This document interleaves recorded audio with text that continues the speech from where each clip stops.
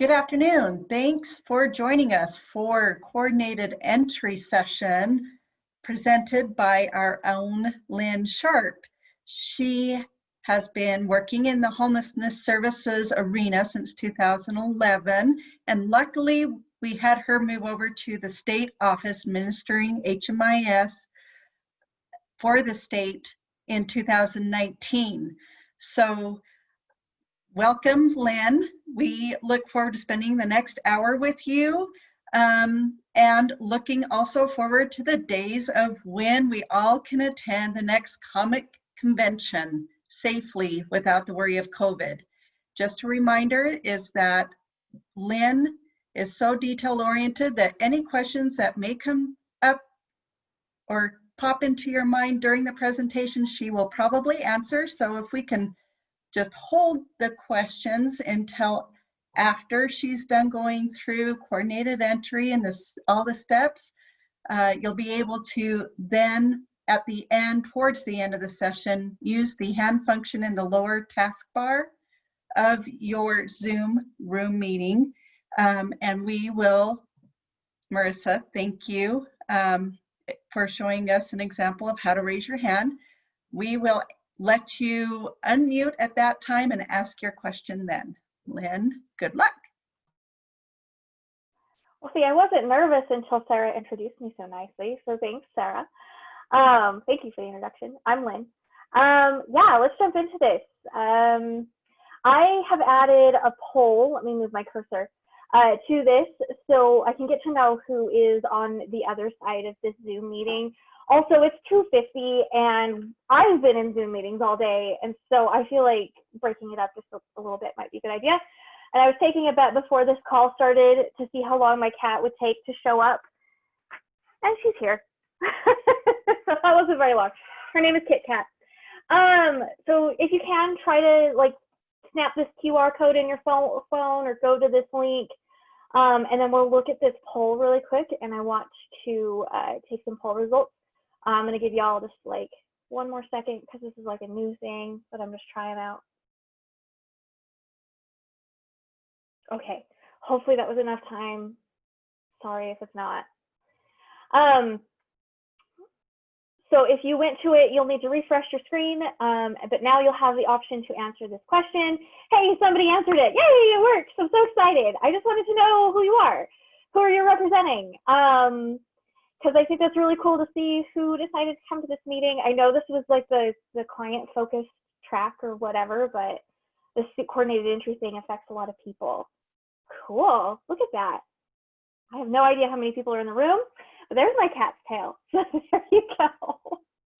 Oh my goodness. She wants love. She's a very in need of love cat. Cool. All right. So the next question we have, I'm just curious of what part of Utah you hail from. I didn't put like COCs or anything there. You guys can like decide where it is. Ooh, a lot of you from northern Utah. Everybody's from northern Utah. Oh, there's some south. Cool. Very cool. Ooh, somebody's from the west. Ooh, I'm interested. Okay. Basically, like, we're everywhere. HMIS users were all over the state. Really, there are HMIS users all over the country. But we have HMIS users, Utah HMIS users all over the state of Utah. So, yeah. Okay, and then I think I have one more question here. Forward. Have you used our new coordinated entry system yet? And if you love it, let me know. Aw, nobody's used it. Is that why you're here? That would make sense.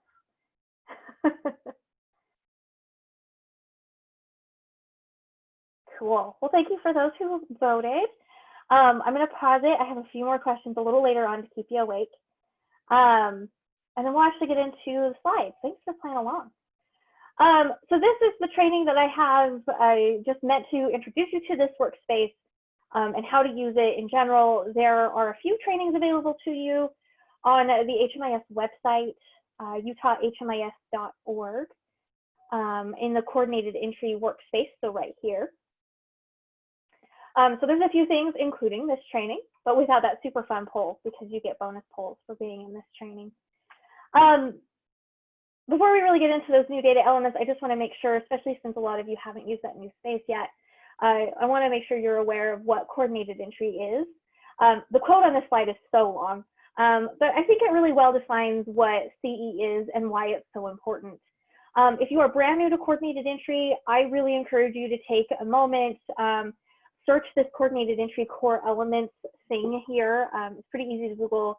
There's actually a link to it on this page here. And really get familiar with these coordinated entry elements, because it's really cool. In a nutshell, though, coordinated entry helps us serve those people that come to us in need better by targeting those limited resources to those who need it the most first. That's like my short way of explaining what coordinated entry is. So coordinated entry itself is not a brand new process. It's been around for quite a while, and a lot of your areas all over the state, we've been using coordinated entry for a really long time. What is new about coordinated entry is HUD has defined new coordinated entry data elements. And we'll talk in depth about these during the rest of the slideshow. But really what I want you to know is these elements went into place on October 1st, 2020. And any project funded by coordinated entry by HUD is required to report to them, or anybody that's funded through the State of Utah Homeless Programs Office. Pro tip, if you don't know who that is, you probably are. Like 90% chance you probably are, so you should probably just record it.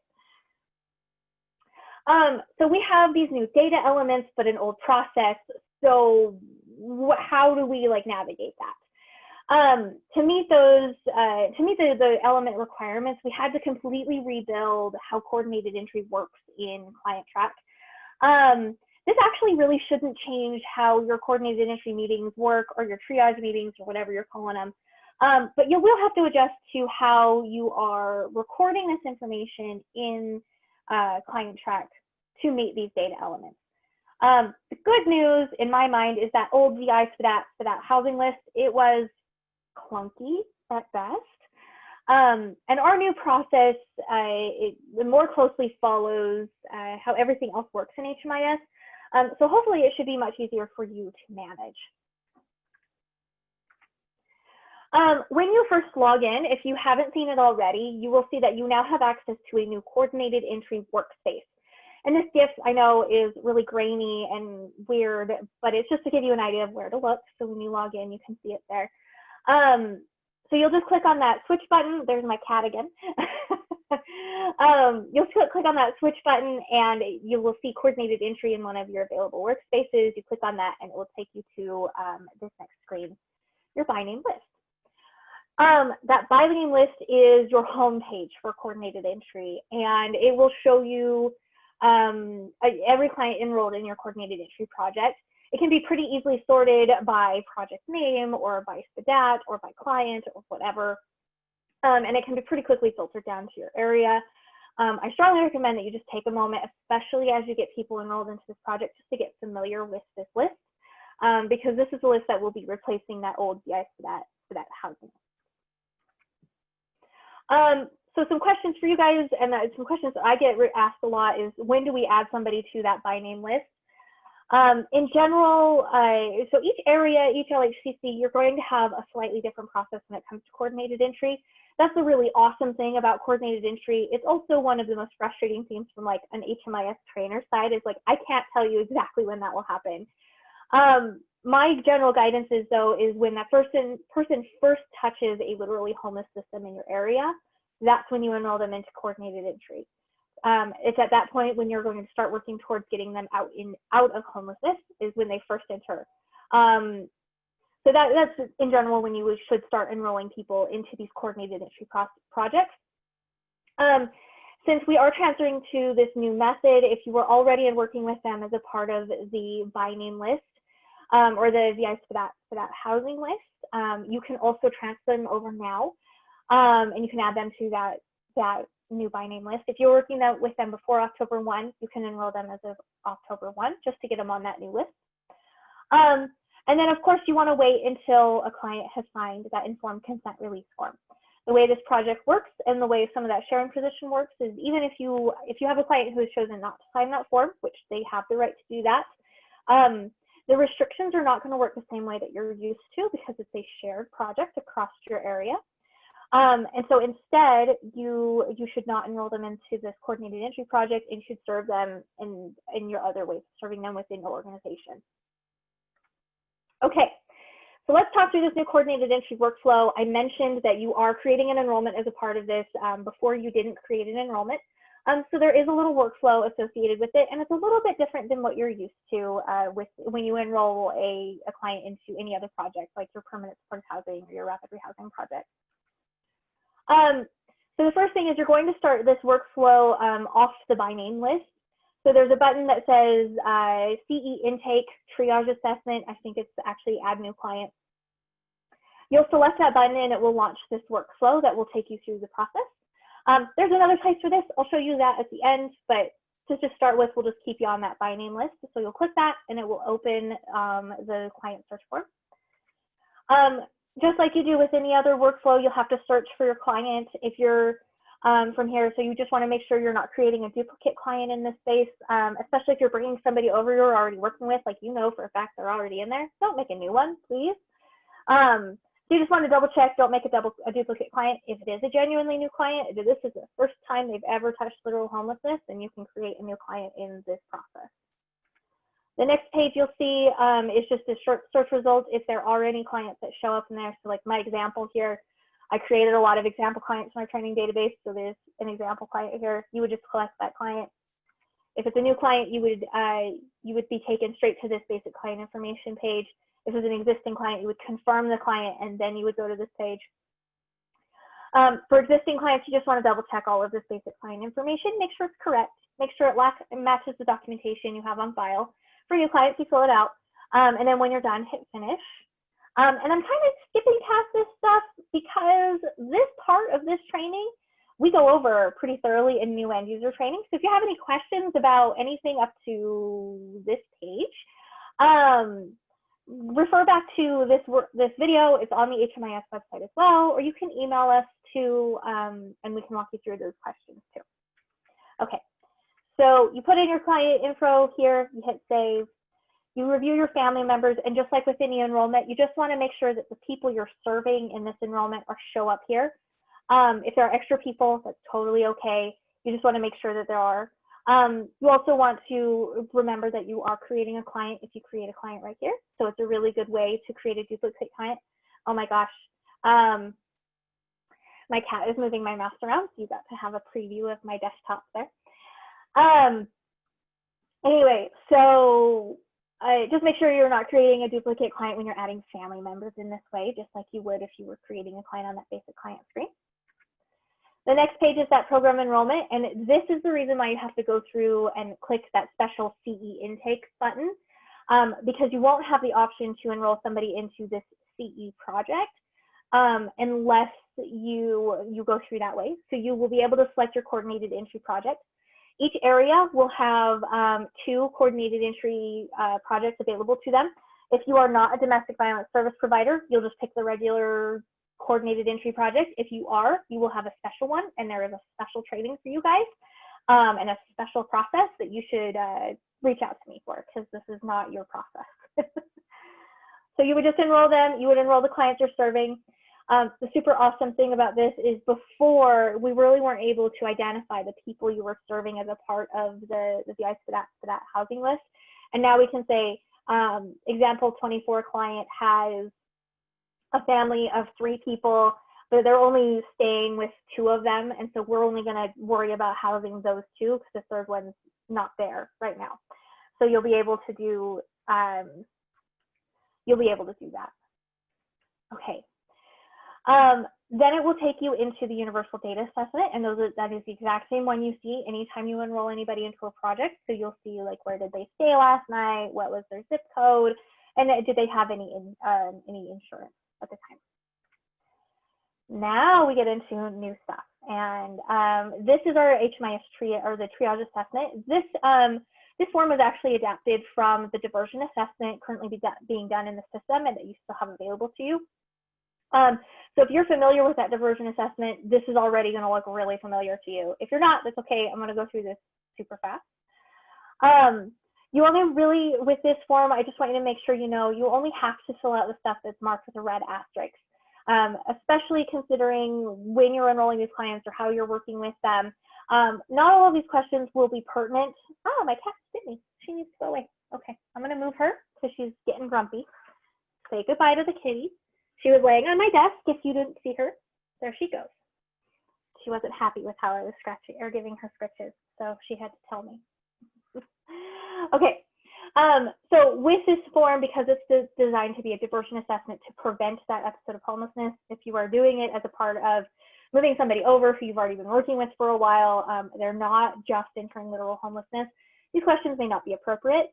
And so it's actually okay if you skip them as a part of your assessment, as long as you get those things that are marked with that red asterisk in there. This first group of questions is actually where most of those required questions live. So the first one, assessment date, is the day that assessment was done, probably today. You can backdate it if you need to. The location now matches your location that you use when you log in. You can pick whatever one it is. If you are an agency representative, all 2 of you that responded to my poll, we can add ones if now this is suddenly very useful than it's ever been before, so you can add them. Your assessment contact type, so how did you do it? Like if we were doing an assessment right now, I would select virtual.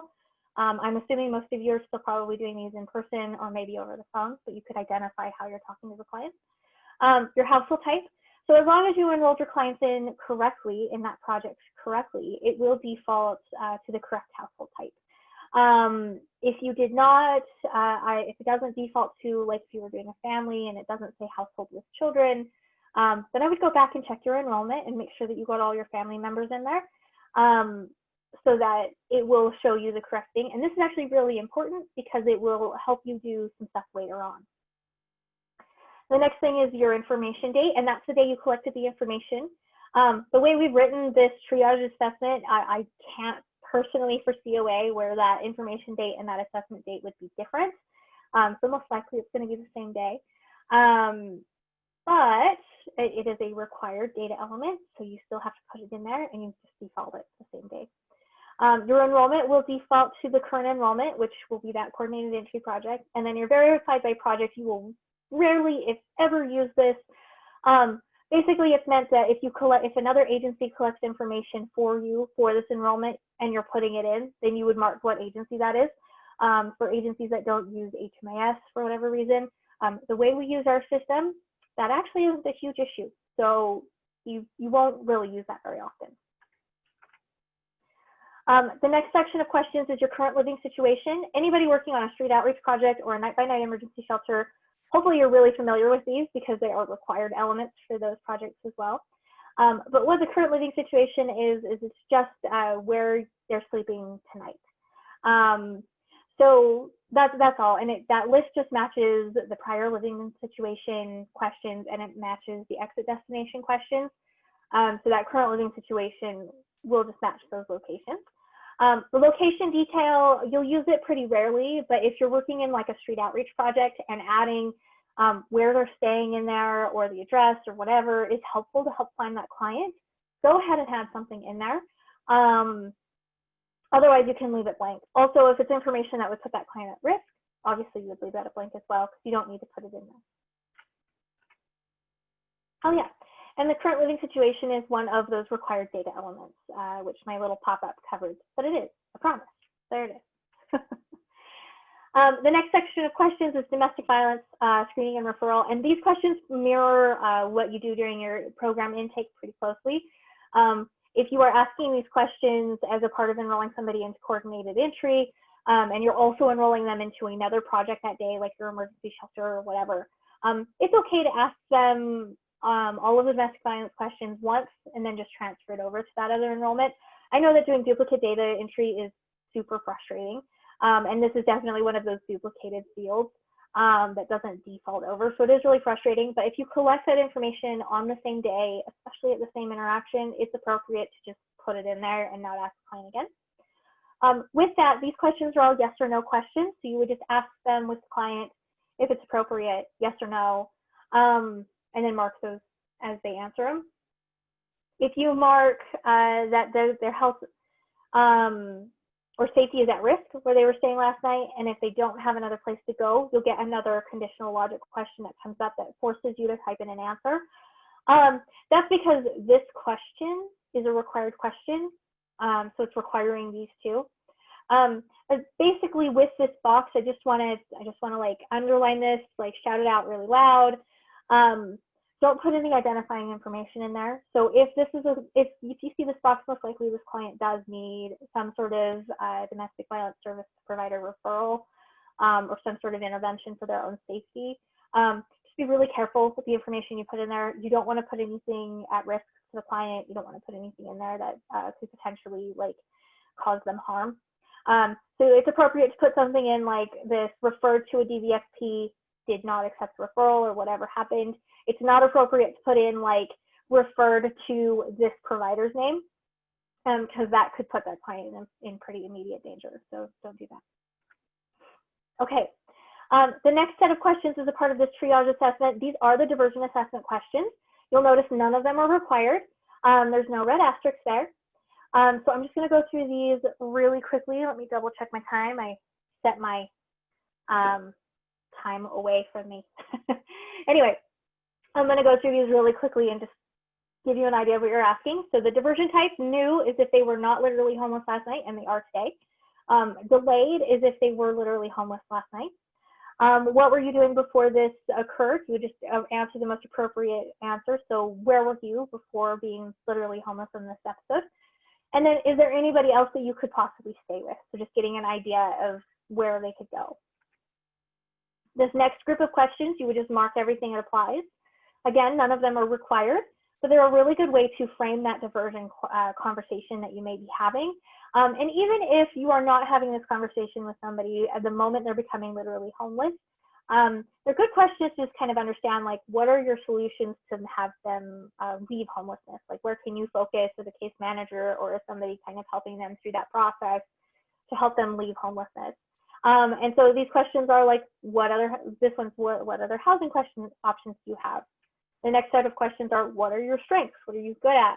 And the next set of questions are, what are your barriers? What can we do if you have the ability to do it?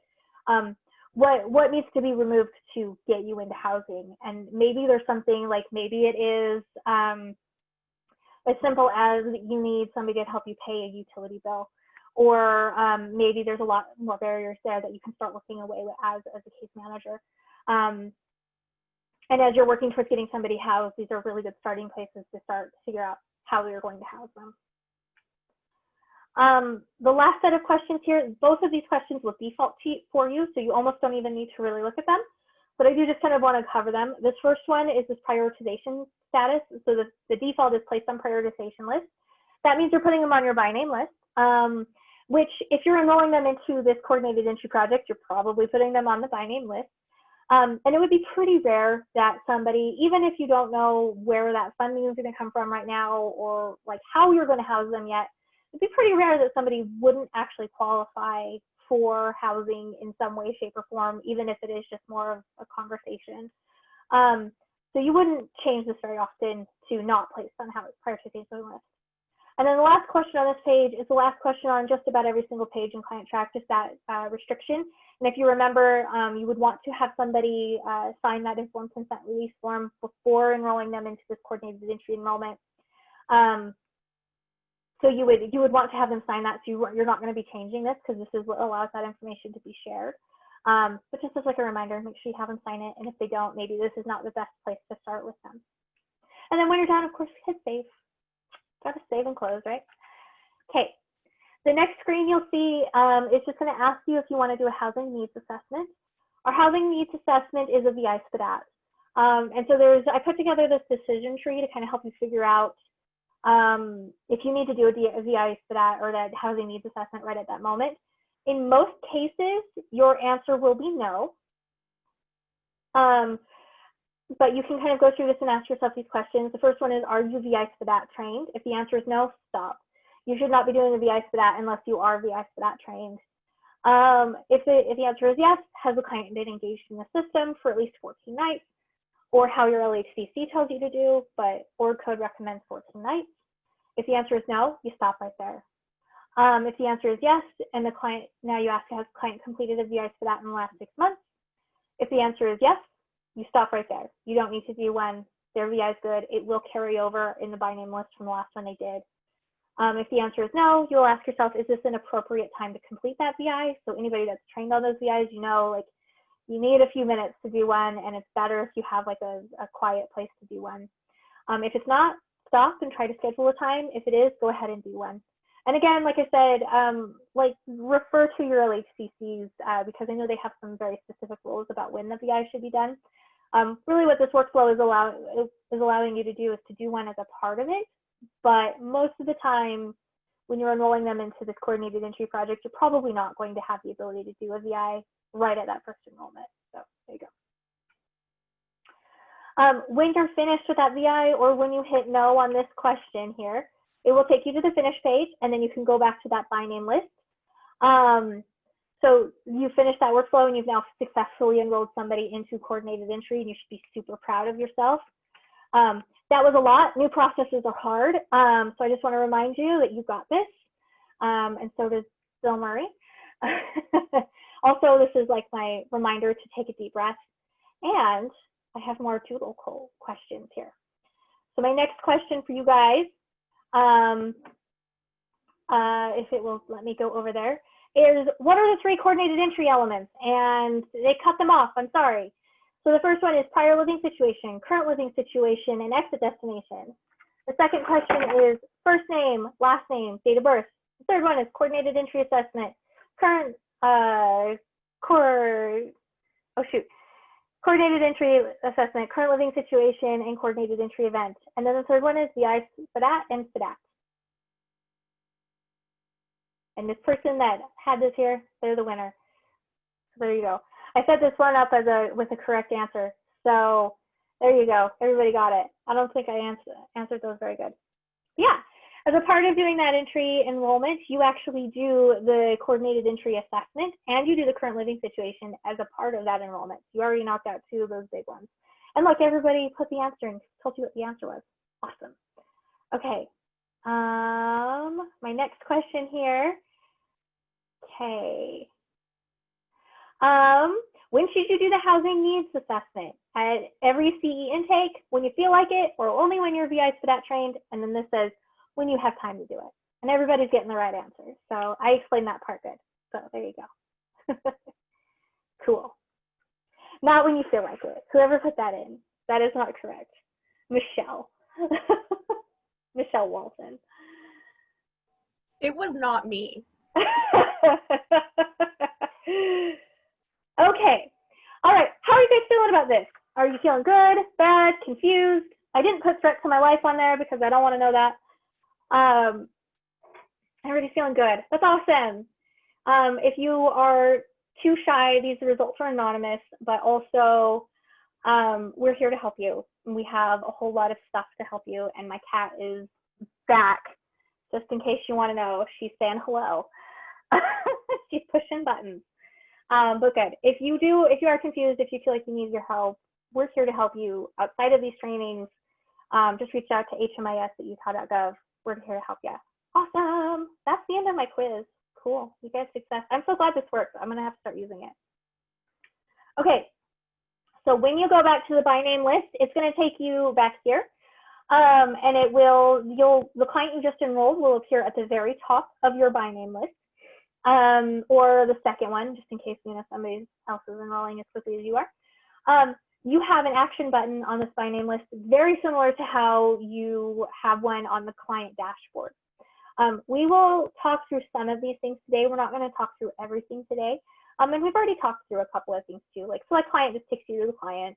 The triage assessment is that diversion assessment that we just did. And then the rest of some of this we'll talk about, and then the other ones we'll talk about in a future training. So you get more training about this. The first thing on this that we'll kind of spend a moment on is just these CE events. CE events are one of those 3 new required data elements, and they are so important to the new CE system. CE events makes this system useful. Instead of just another element to track. And I know I was a user for a very long time. Another thing to track is not the thing that I want to do. CE elements are what, or CE events are what makes this functional and useful for you. They're so important that you can find them in a few places within the coordinated entry workspace, and you can even find them in another spot in the system. But they aren't ready.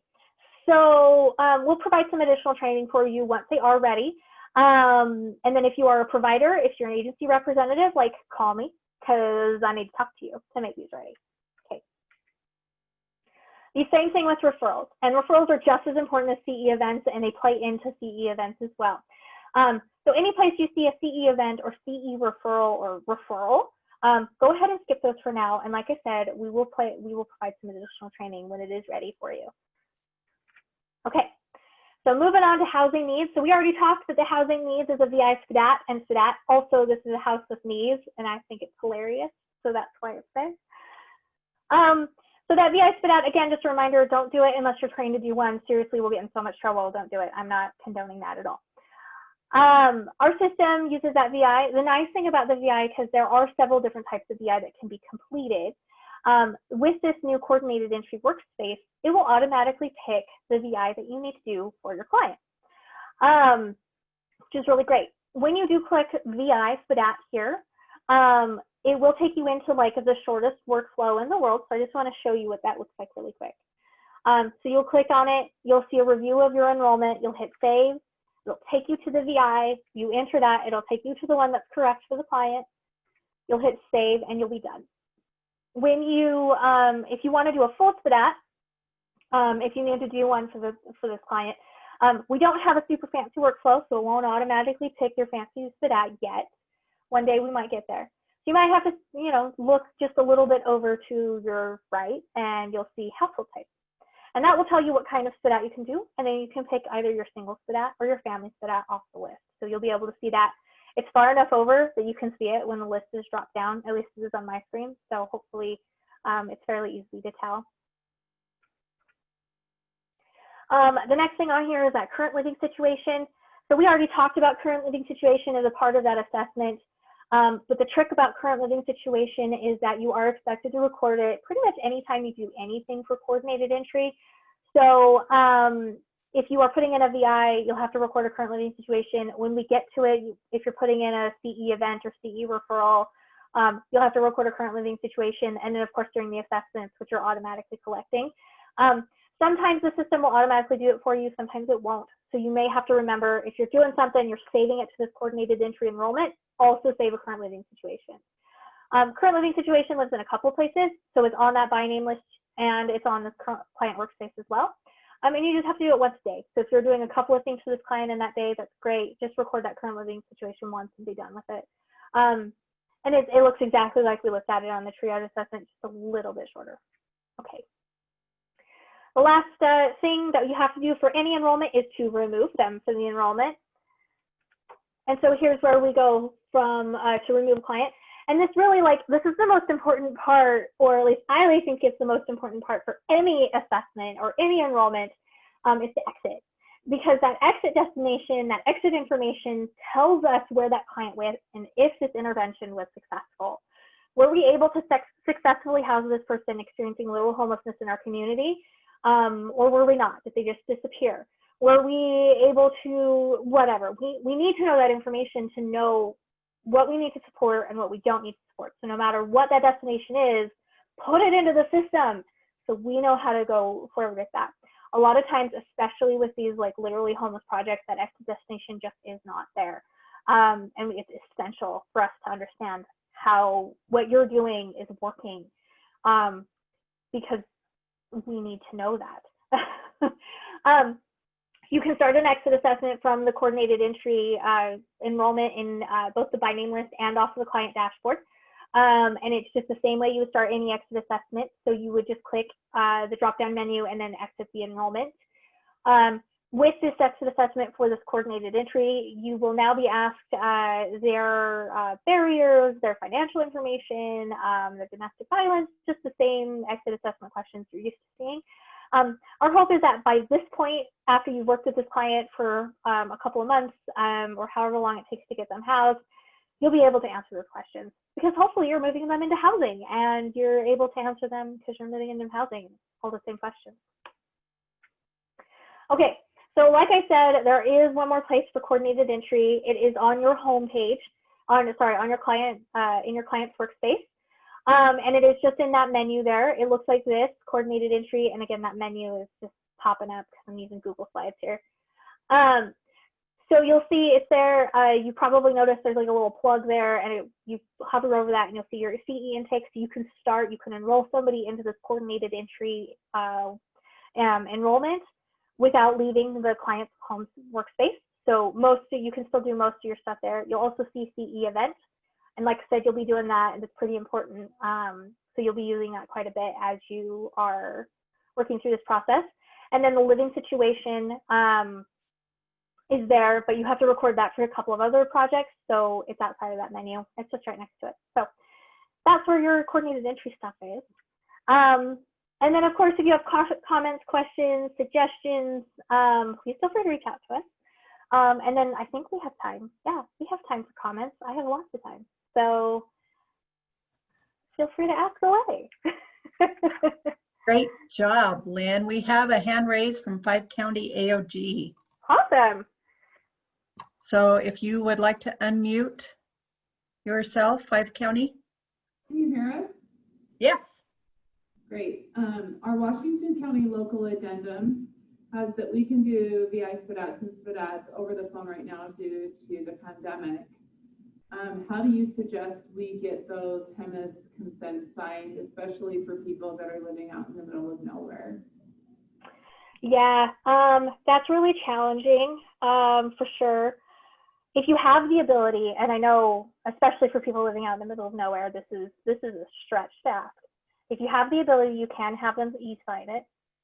If you can't, explain to them the restrictions of the informed consent. Read it to them if you can. Read them the privacy posting, and then the next time you meet them, when you are able to meet them in person, have them sign that form so that you can have that on record. Take note that you've explained it to them. Take the note of the date and time. Put it on the informed consent release form. That way, there's some record that you have something saying they consented to having their information shared. Does that make sense? I don't know if you're still unmuted. It sure does. Okay. No. Okay. Oh, Lynn, I do have one more quick question if I can ask it. And Steph, when we are moving clients over from the current housing list to the by name list, are we going to backdate their enrollments or just enroll them on that one as of the 1st of October? So that enrollment opened on October 1st, so you wouldn't be able to backdate it any earlier than that. So if you were already working with them, go ahead and just mark it October 1. If you weren't, if it's a brand new thing, then mark it for the day that you're enrolling them. But if you're moving them over, It'll just automatically go to the. Okay. And then that the SPDAT, the stuff that you did will carry over to the by name list. So you won't have to redo that. You'll just have to enroll them into the project. Okay, thank you. Mm-hmm.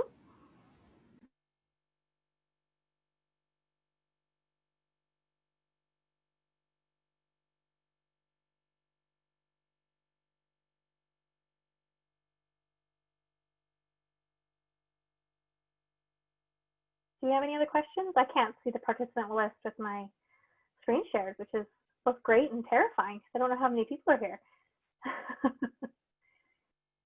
I actually think you have the most attendees in any session I've been in. No, definitely that. Well, I'll get nervous again. Oh no, you've done a great job. Kit Kat's famous. Although I don't, we have Matt who had just raised his hand. Awesome. Matt, please unmute yourself. Thanks. So on the by name list, is there a way, I get that we're trying to kind of move away from this, but is there a way to see which provider they were working with last? You would be able to see it by going to their client dashboard. So it wouldn't be directly on the by name list right at this exact moment. Yeah, but you would be able to go to the dashboard to be able to see the services they received and who recorded them and stuff. Gotcha. Yeah, the challenge with that VI SPDAT housing list, which I think is kind of what you're referring to, and correct me if I'm wrong, is when they get enrolled into a new project, it will update the project and it will update like their chronically homeless information and I think some other things on there. It will update that from onto the VI SPDAT housing list. The new by name list, it just goes off of that coordinated entry enrollment, so it doesn't change unexpectedly. So it's all very consistent. So I think it's a good thing, but maybe it's not if you're losing that capability. I just know that I work with a ton of people, and going through the list, sometimes it's like, oh yeah, I am working with that person. So I know that feeling very well. For sure. Yeah, we can talk offline about that a little more. If you have needs like that when it comes to the by name list as we're developing it, that list itself is in process. And so like we know that this is kind of a, like we threw out what we thought would be the best for this list. And so if there's something like that, a genuine need, let's bring it to your LHCC coordinated entry leadership, or like the Salt Lake County coordinated entry, or like your boss, if you don't know who that is. And we can talk through it and see what those needs are at the state, or at least as a COC or as an LHCC, and see if we need to adapt the list that we've developed to show that need. Because you might be the one saying it, but maybe other people need it, and we would have to kind of look and see what we can do to make it functional for you.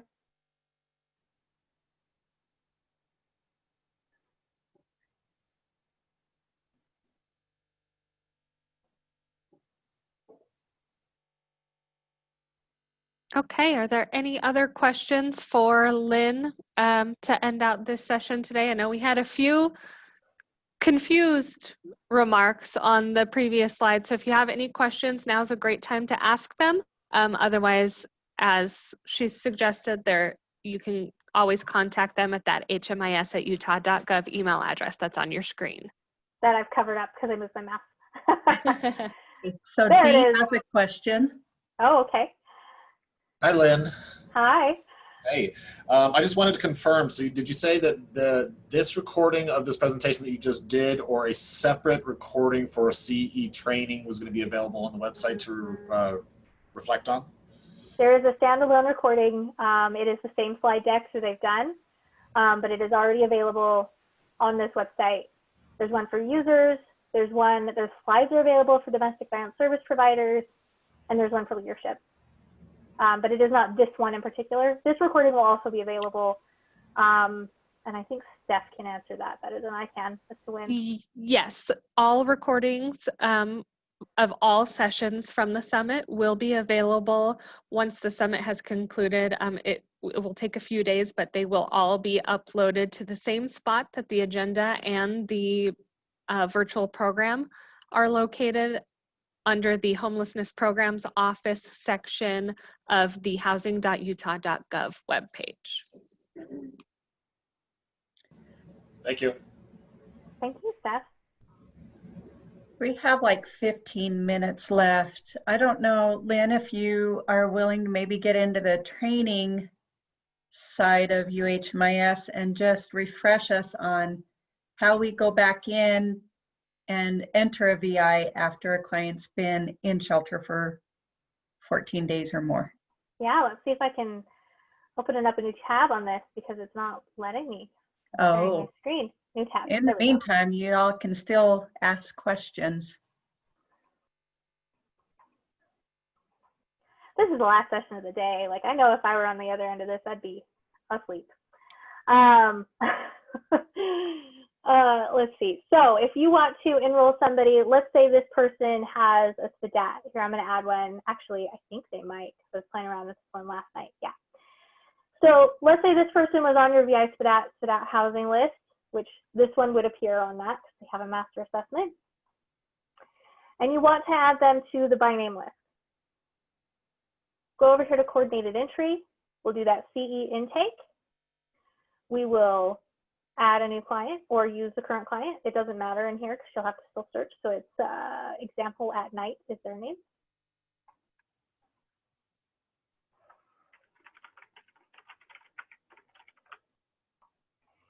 So there's my client. I'll only enroll this one, but if they had a family, they'd show up here. We'll select the enrollment, the coordinated entry project. So we'll just do sample CE project. Each LHCC will have your own, and it'll be identified like Weaver Morgan. It'll be pretty clear, hopefully. Salt Lake Valley is SLVCEH. I think I got that acronym right. So it's kind of a long acronym. So we'll enroll them in the project. We'll check this information. So where were they staying last night? Are they disabled? Yes or no? Where are they staying? Maybe they're staying in an emergency shelter, and you've been working with them for a couple of weeks and you already VI'd them. See, there. We'll see. So Heather has a question, and I've allowed her to unmute while you're doing this, if you don't mind. Of course. Hey, Lynn, it's Heather. Can you hear me? I can. How are you doing? Good. How are you? Great job, by the way. You're amazing. Question for you. So we have been using our housing list as our by name list. And obviously it's going to take some time for us to re-enroll everybody that's been on our housing list and our by name list into the coordinated entry system, so they're going to show up on the new by name list. How long is that housing list going to remain active? Do we have a lot of time to do that, or is it something that we need to really hustle in the next few weeks to try to get all of these people on that housing list over onto the by name list? My preferred answer is that you should hustle and do it all today. But in the real world, in the real world, I'm going to leave that in there until it's no longer needed. My plan is to start phasing it out more around the first of the year. So ideally, nobody's using it at that point, but if you need to move clients over, use your time, use those coordinated entry meetings to move a group of people over that you're talking about so that you are no longer relying on that BI for that list. Great. Okay. Some communities have defined faster terms for that as well, and I think that's awesome, but it's onto your communities. Okay. Mm-hmm. Thank you. So this is that triage assessment. If we're pretending this is somebody that we've been working with for a while, I'm going to fill this out as if I'm just moving them over. So I'm not going to answer any of these other questions. So they're staying in my emergency shelter. So I'm in emergency shelter here. Dee has another question too, Lynn. Yes, go ahead. In thinking through this process from beginning to end, I was getting hung up on the exit portion of these CE enrollments. Where do you envision the best place or entity to be for, like from an HRC perspective, exiting, someone leaves from shelter or is entering into housing? Who would be probably the most likely to be the best person to complete those exits? The facility staff, the housing staff, coordinated entry entity that's assisting with this. There's so many people potentially involved in the process of a client's stay, whether it be the entry, the coordination of it, the exit from, the case management. Should it just be anybody that knows them, or what do you think is the best practice for this?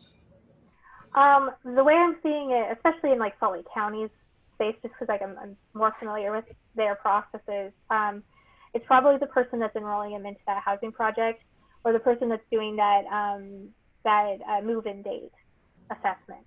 So when that move-in date happens, they're no longer considered literally homeless by the system, and so they would no longer be enrolled in the coordinated entry enrollment. But it could be as open as just whoever has the time to do it.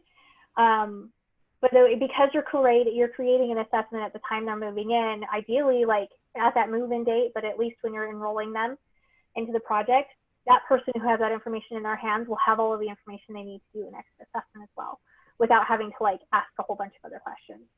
So that's like the best place I see it happening.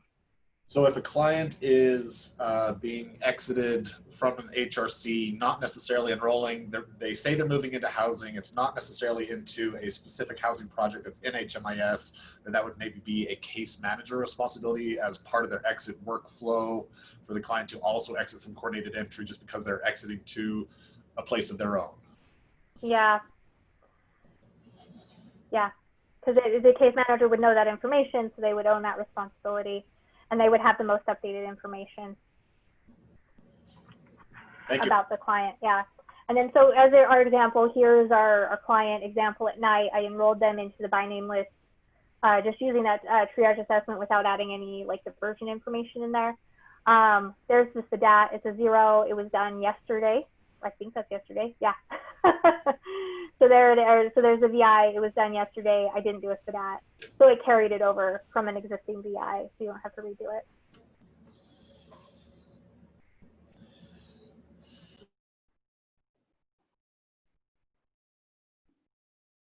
Is there anything else that I need to show you in the training database at all, or are we good?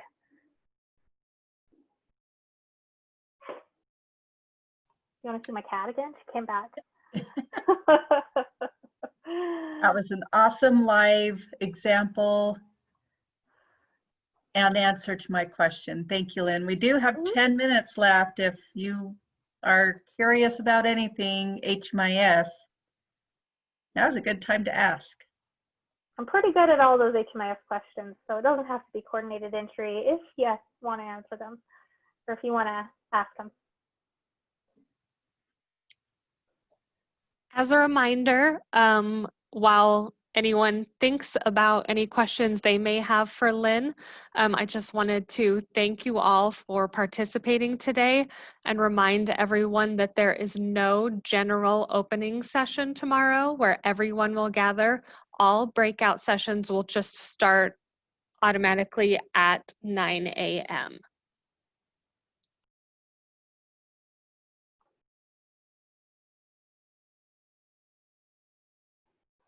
There's that coordinated entry enrollment too. Cool. Well, my cat is just demanding scritches at this point. So if there are no questions, I'm okay with ending a little bit early if you guys are. All right, well, thank you, Lynn. It looks like there's no more questions, so thank you for your time, and we appreciate everyone who has been here today, and we hope to see you virtually again tomorrow at 9 a.m. Thank you. Thank you.